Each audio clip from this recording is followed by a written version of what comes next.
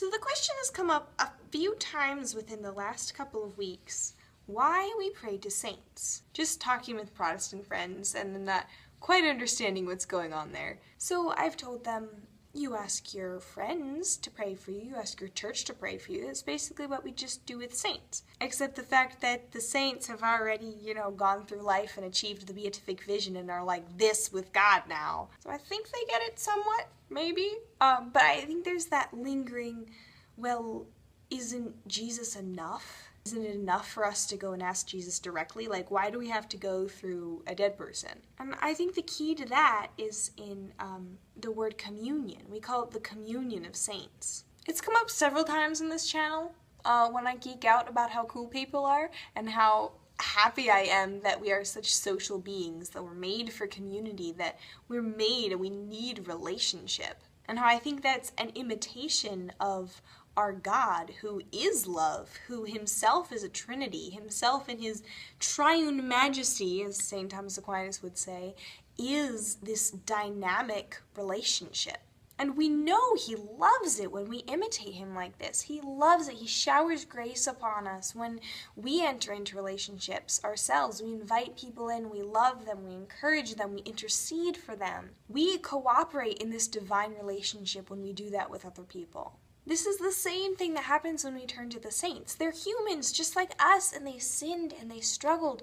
But unlike us, who are still stuck in this earth mire and we have to suffer our way through it, they've conquered. Like, they made it, guys, and they are up there enjoying their heavenly victory. And so it's just like having a relationship with a normal person, but like not a normal person, like a really, really cool person. And God loves it when we ask them for help, and when they turn and intercede for us to him, and then when they turn back and they guide and counsel us, especially through the example of their lives. This relationship is founded solely on the principle of gaining heaven, of getting closer to God. And our God, who is love, who is relationship, enters into any relationship that's focused on him, but particularly one that involves like really holy people. And if only one person is holy, that's still okay. And it's just a huge opportunity for him to enter into us and to fill us with grace and to direct us towards him closer. So should you go directly to God with your prayers? Absolutely!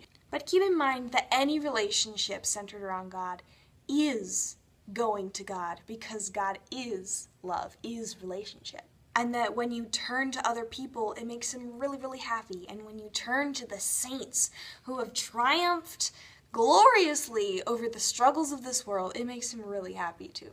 So pray to Thomas Aquinas and Mary when you're trying to write that paper. And pray to Padre Pio and Mary for perseverance and patience in suffering. Pray to Joan of Arc and Mary for trust and immediate obedience to God's will. Definitely Mary. And pray to Therese of Lisieux and Mary for humility and doing little things with great love.